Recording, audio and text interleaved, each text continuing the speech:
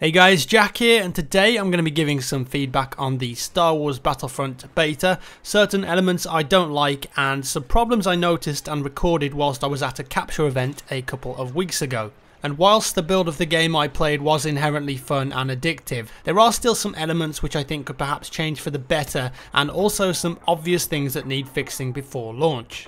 So I've played a lot of Battlefront behind the scenes, and I feel like I've got a good idea of how the game is panning out in general, and I'm sure that you won't agree with me on all the points I raise, but these are a few things I think would help to improve the game and really push it to an excellent standard of quality, polish, and most importantly, a stable release. So I wanted to start off with the obvious ones, the visual bugs and glitches. In my time spent playing the game so far, I've noticed a lot of character bodies glitching into scenery and floating in the air. Whilst it's funny to see Luke Skywalker swan-songing in the air on his deathbed, or Stormtroopers' dead bodies floating in the air, it does somewhat ruin the illusion. And in all honesty, it looks a bit amateur, especially when you've got a big license like Star Wars. There's also something up with Darth Vader's cloak as well. It does all kind of crazy stuff like flipping up, jerking, spazzing around, and that definitely needs fixing. More visual bugs occur if the two heroes clash their lightsabers and do a heavy attack at the same time. The character models spaz out and the lightsabers aren't actually touching if you pan the camera around, so it looks kind of weird. Also, when the hero characters are defeated, they just kind of kneel there and eventually disappear in an instant. This is also really weird and confusing.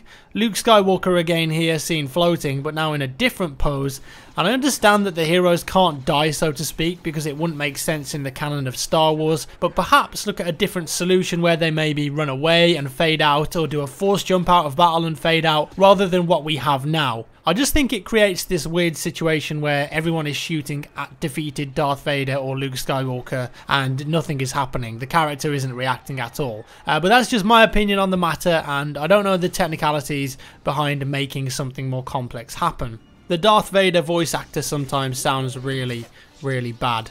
Listen to this. If you only knew the power of the dark side. Doesn't sound like Darth Vader at all to me, really. And also this one. Nothing can stop my lightsaber. Nothing can stop my lightsaber. Does that sound like something Darth Vader would say? I don't think so.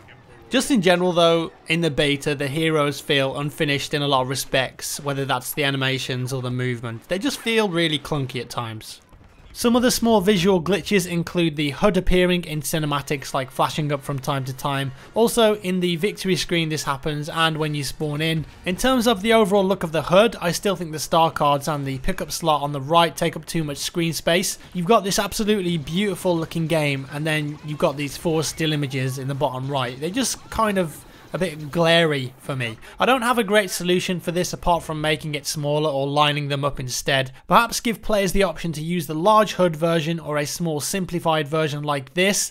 I know that's not great, but I'm not a graphic artist or anything like that. Or maybe even you could add transparency to it so it fades out after you spawn in. I like the scanner or the radar on the bottom left, that works great, and that also has levels of players on it too, so you can figure out if someone's above or below you. For some reason the kill feed is in the middle right center of the screen. That looks really stupid there. Surely it would look better and less crowded to move that to the top right hand corner. It just seems really out of place where it is at the moment. In addition to this, I think the health bar when you get hit is way too big, and that could be scaled down quite a lot.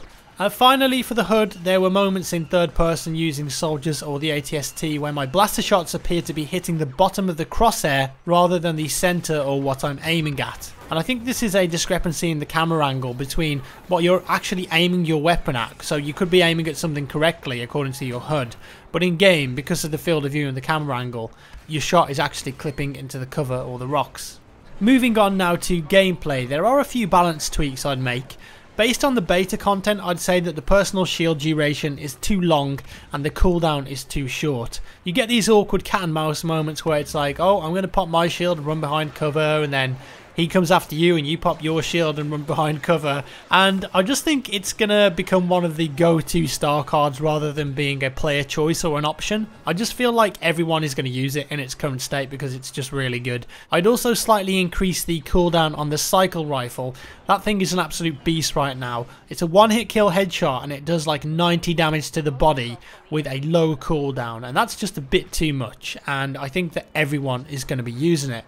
Weak spots on vehicles are something I'd love to see too. There's been talk about them maybe coming to the game for launch, but I think this would add a little extra to the infantry versus vehicle play. If you can flank the ATST for example and hit the weak spot, you're going to do slightly more damage. I think that would be pretty cool, and it could be the same for air vehicles that are attacking you as well. If a TIE fighter or an X-Wing is doing like strafing runs on you and then flies away, you can maybe pop off a few shots at the rear of the vehicle and do some additional damage to maybe dissuade him or her from trying to attack you again. Spawn points were sometimes questionable. There were a few times where I spawned behind large groups of enemy players, giving me a big advantage, and also times where players spawned in front of me or behind me.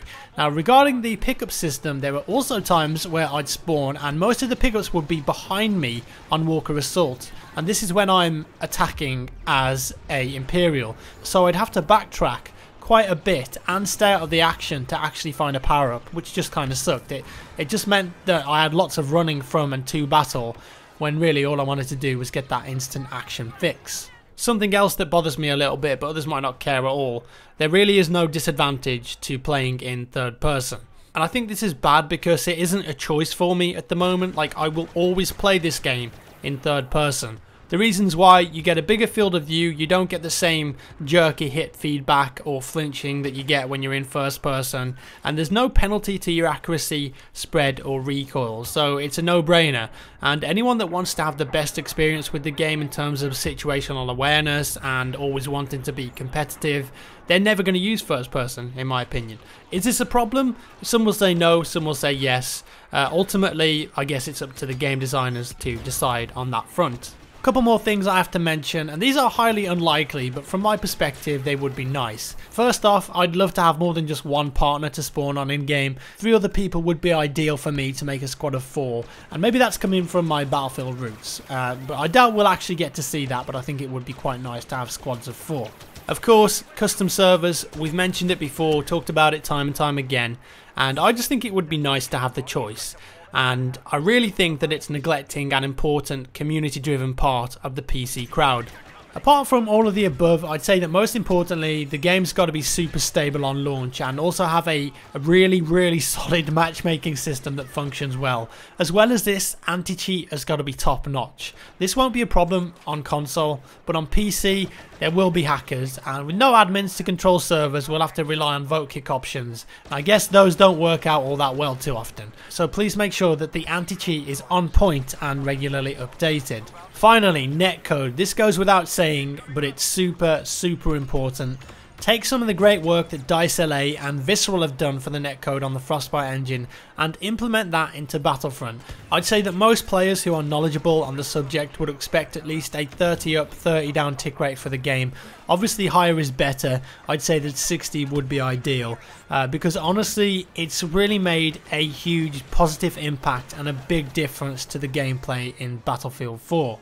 And that's about all I got based on the beta. That's my feedback, I suppose. Let me know your thoughts down in the comments below when you get your hands on the beta. Is there anything I missed here? Are you enjoying the game? Are you hating it? Either way, as always, thank you for watching, guys. Give me a thumbs up if you enjoyed the video, and I'll see you in the next one.